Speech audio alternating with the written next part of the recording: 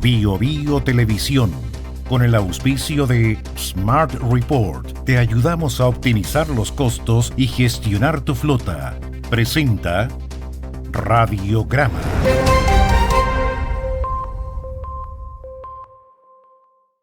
Con Smart Report, controla el gasto en TAC y peajes de tu flota. Visítanos en smartreport.cl. Hablemos acerca de lo que está pasando con las ISAPRES. Vamos a estar hablando también de las pensiones, en fin, pero partamos con las ISAPRES, porque esta tarde la Sala del Senado va a votar la llamada ley corta de las ISAPRES y mantiene como principales controversias el alza extraordinaria de los planes. Incluso algunos auditores nos estaban compartiendo la carta que les llegó que notifica el alza de sus planes en medio de toda esta crisis de las ISAPRES, y también la llamada mutualización del riesgo. Con el voto clave de demócratas, la oposición ya tendría los votos para aprobar la controversial medida que será llevada al Tribunal Constitucional por parlamentarios de Apruebo Dignidad. El orden de votación podría hacer que el alza, llamada doble cobro, termine cayéndose porque se vota después de la mutualización. Pero ya les decía, auditores y auditoras nos estaban compartiendo ya la carta que notifica alza de los planes, más allá de lo que regularmente sucede cuando hay cambio de año. Gonzalo Holguín tiene todos los detalles, nos va a contar más. Hola Gonzalo, buenos días. Hola, ¿qué tal, Katy Nievaldo? Muy buenos días. Sí, llegó otro de estos días ampliamente esperados en el Congreso Nacional. El momento en que la ley corta ISAPRES se vota en la sala del Senado es medio de una reñida disputa de votos para definir la suerte de la mutualización de riesgo y del alza extraordinaria de los planes. La votación en general no está en riesgo, como estuvo sí en la reforma de pensiones, lo recuerdan. De hecho, son varias las bancadas que están adelantando trabajo con diputadas y diputados en un eventual segundo trámite constitucional, e incluso el gobierno también ya ha sostenido alguna conversación. Pero el cómo es muy importante. Ya está garantizado que este año habrá un alza por vía del índice de costos de salud ICSA. ¿Se recuerdan este año el conflicto que hubo producto de este proyecto corto que presentó el Ejecutivo en medio de la ley de presupuesto que estimaba un alza para el año 2024? De hecho, se plantea que podría estar entre un 5 y un 6% de monto máximo para las ISAPRES, y que podría traer también, ojo, una segunda alza que va por vía precisamente de la ley corta de ISAPRES. Mucho ya se ha hecho este llamado doble cobro, así le llaman los senadores. La Comisión de Salud lo rechazó. Que definió un margen excesivamente alto, desde un 7 hasta un 40%, impresentable, se les escucha decir seguido.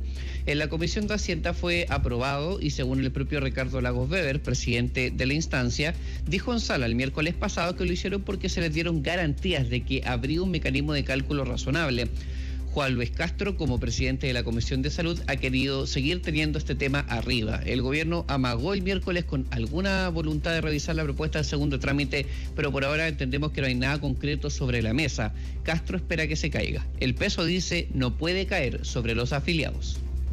Hay gente de la oposición que dice, mire, hay que achicarle la deuda a la ISAPRES, y eso se hace bajo una figura que se llama mutualización. Pero la Corte Suprema no consideró esto, que no se castigue el bolsillo de los afiliados. Vendría un segundo reajuste.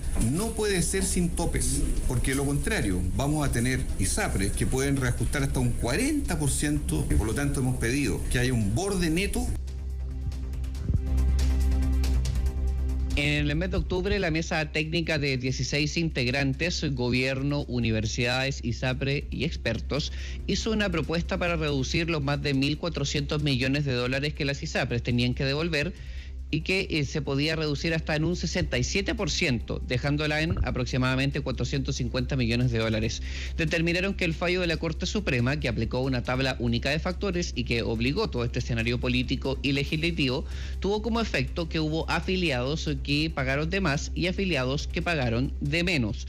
El mecanismo que hizo que se abrieran los ojos y aparecieran muecas de incomodidad es la conocida mutualización de riesgo.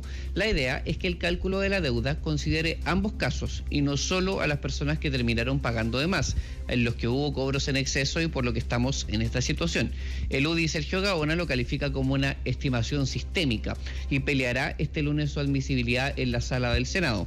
Francisco Chaguán, senador RN de la Comisión de Salud, es otro de los que apoya esta ofensiva. hemos propuesto 2 medidas, una que dice relación con la mutualización, una de esas indicaciones dice relación con reinstalar el debate en la sala, y una segunda dice relación con una fórmula que busca establecer que los precios de los planes de salud tengan un componente mixto. El cálculo de los precios está hecho en hombres y jóvenes. Un objetivo político de esta tramitación para todas las actorías es evitar que se diga que este proyecto es un perdonazo. Para la izquierda, la mutualización es el factor que más los pone a ese escenario, por lo que a él se oponen. Pero van incluso más allá. Se toman de la explicación del gobierno para no considerarlo. Expone al proyecto a incumplir el fallo de la Corte Suprema. Juan Ignacio Latorre, senador del Frente Amplio de la Comisión de Salud, siguió ratificando esto que otros parlamentarios de su sector ya han dicho por estos días, que van a ir al Tribunal Constitucional si se aprueba, y explicó por qué.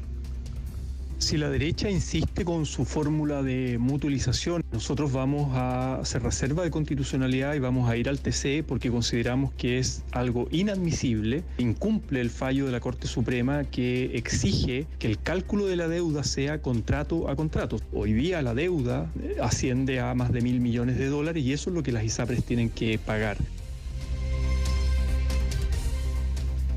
Bueno, tanto el alza como la mutualización necesitan 26 votos con todos los senadores presentes. Hasta hace algunos días, los senadores Juan Castro y Manuel José Osandón se encontraban con permiso constitucional y de mantenerse así el quórum cambia. Serían solo 25 votos los necesarios si es que este lunes no se encuentran en la sala.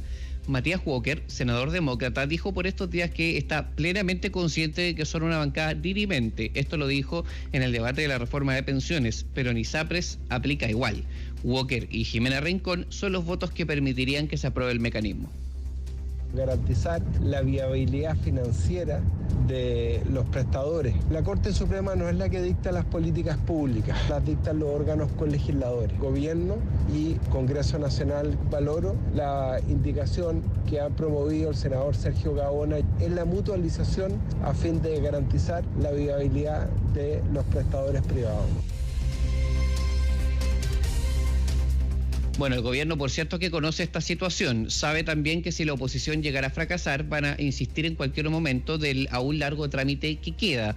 Un elemento clave es que la mutualización se votaría antes que el alza extraordinaria de planes y se estima que de aprobarse el primer mecanismo, la oposición podría eventualmente darle la espalda al alza. Todo derivaría del dilema que ha marcado todo este trámite, dar una salida al fallo de la Corte Suprema, que no quiebre las ISAPRES, pero yo le agregaría un tercer factor, ¿no? Que no parezca un perdonazo. Katy, Nivaldo. Ahora, a ver, Gonzalo, está bien, la bancada demócrata puede ser dirimente, pero esto nuevamente indica que hay posiciones, muy diferentes, muy alejadas entre oposición y gobierno, entre derecha y la izquierda gubernamental. O sea, nuevamente aquí lo que se evidencia son, uno podría decir, perspectivas radicalmente opuestas en muchos planos sobre la sociedad, sobre el país, y que está haciendo que se encuentren cada día menos puntos de convergencia en proyectos, en reformas, en propuestas legislativas, ¿no? Sí, eso es efectivo. Quizás en este caso podríamos hacer la salvedad de que hay algunos grados de acuerdo que permiten que este sea un trámite menos conflictivo y que se genere una mesa de trabajo con actores de la oposición y también, por cierto, del Ejecutivo, que trabajó durante 3 meses y que viabilizó finalmente algunos mecanismos que reducen la deuda de manera significativa. El tema es que el mecanismo que más la reduce es un mecanismo que, como ya hemos contado, el gobierno no quiso acoger. El argumento en su momento es que podía eventualmente vulnerar el fallo de la Corte Suprema al traspasar el peso a los afiliados de resolver el tema de la deuda, porque uno podría argumentar que al mutualizar el riesgo entre los afiliados está haciendo precisamente eso, y también hay un elemento clave que lo señalaba el senador Latorre, que ellos argumentan que hay un tema personal, de contrato a contrato de cada una de las personas que se tiene que ir resolviendo para dar cumplimiento al fallo, y la mutualización pasaría a formar parte como un mecanismo llamado sistémico. ¿Qué quiere decir esto? Que ya no es persona a persona, sino que es mirando el conjunto de los casos, viendo a cuáles se les perjudicó y a cuáles eventualmente se pudo haber beneficiado con la tabla única de factores. Y ese camino, lo que llama la atención, Nivaldo, es que en todos estos meses, cuando el Ejecutivo ya lo desecha, no aparezca un mecanismo alternativo lo suficientemente fuerte. Sí, efectivamente, escuchábamos al senador Chaguán hablar de una lógica de brecha de género, que también se ha señalado que podría eventualmente mutualizar el riesgo, y que tiene que ver con hacer equiparar el criterio que se utiliza para hacer ese cálculo, que normalmente tiende a ser un hombre y un hombre joven, para que sea también para hombres y mujeres, y al hacerlo para hombres y mujeres también se reduce el pago de la deuda. Lo cierto es que ahora nos encontramos en un momento en que el Ejecutivo mantiene que ese no es el camino, y que en todo caso se va a tener que encontrar en algún momento del trámite una salida alternativa, porque si nos vamos a mantener en un debate en donde algo no es viable jurídicamente y podría eventualmente desactivar todo el efecto de la ley corta, estamos exponiendo el proyecto a algo del todo grave. Ahora, la pregunta es, ¿eso es realmente así? ¿O es solo una cuestión también política de que aprobar la mutualización de riesgo tampoco sería el acabose, tampoco sería el fin del mundo, y lo que terminaría significando es la reducción que siempre se proyectó?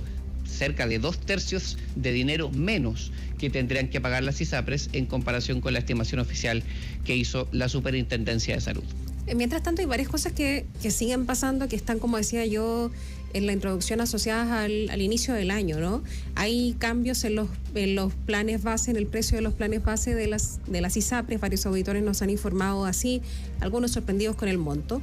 Por otro lado, también se está haciendo, entiendo, esta semana la devolución de los excedentes, que también se está pagando desde las ISAPRES. Esto intentando, entiendo yo, mantener una suerte de estado de normalidad o de regularidad del sistema, mientras se sigue trabajando en lo que podría pasar, que todavía, a pesar de que la idea es que no sea así, todavía puede caer el sistema. Muchos consideran que efectivamente ya cayó y que lo que se está haciendo es tratar de sostener la parte que se pueda, ¿no? Sostener de alguna forma el sistema. Sí, hay que recordar que la pérdida que se habló que se iba a empezar a vivir producto del fallo GES, que es el último fallo, el del mes de agosto, era entre un 5 y un 6 y hasta un 20 y tantos, 12% promedio de pérdida mensual que ya empezaron a sentir las ISAPRES. Recordemos también, Katy, Nivaldo, que viene el ICSA, que fue un debate muy duro para el gobierno porque se enfrentó al oficialismo, un oficialismo en la Cámara que se sintió pasado a llevar, porque finalmente el mecanismo que encontró el gobierno fue introducir este aumento del ICSA en la ley de presupuesto. Bueno, finalmente zafaron, se encontró un apoyo político suficiente, y ahora está el tema de la proyección del alza. Se habla de un 5, de un 6, o sea, la matemática pura habla que es la mitad de lo que estarían perdiendo las ISAPRES producto del fallo Primages, que es el último fallo, y después viene este debate por la segunda alza, todo tratando efectivamente, como tú dices, Katy, de que el modelo funcione acompasadamente, sobre todo considerando una cosa que no hay que descartar. Digamos que el Senado despacha esta jornada, no pasa nada, el trámite de segundo trámite constitucional en la Cámara inicia en marzo.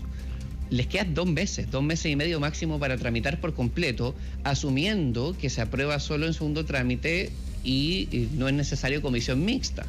La verdad es que lo más probable es que se tenga que estudiar, o al menos los parlamentarios pidan, que se haga una solicitud de nueva prórroga a la Corte Suprema, porque evidentemente esa tramitación podría seguir extendiéndose. Están asumiendo que los tiempos van a ser cortos, y los parlamentarios de la Cámara han pedido tiempo para analizar las cosas en su mérito, fijar sus propias posiciones y, quién sabe, hasta generar sus propias comisiones técnicas y poner sobre la mesa sus propias alternativas para que la reducción de la deuda sea significativa, pero que no sea excesiva en torno a hacer lo más mínimo que tiene que hacer esto, que es cumplir un fallo, porque por eso estamos aquí, por un fallo de la Corte Suprema. Gracias, Gonzalo. Buenos días. Hasta pronto.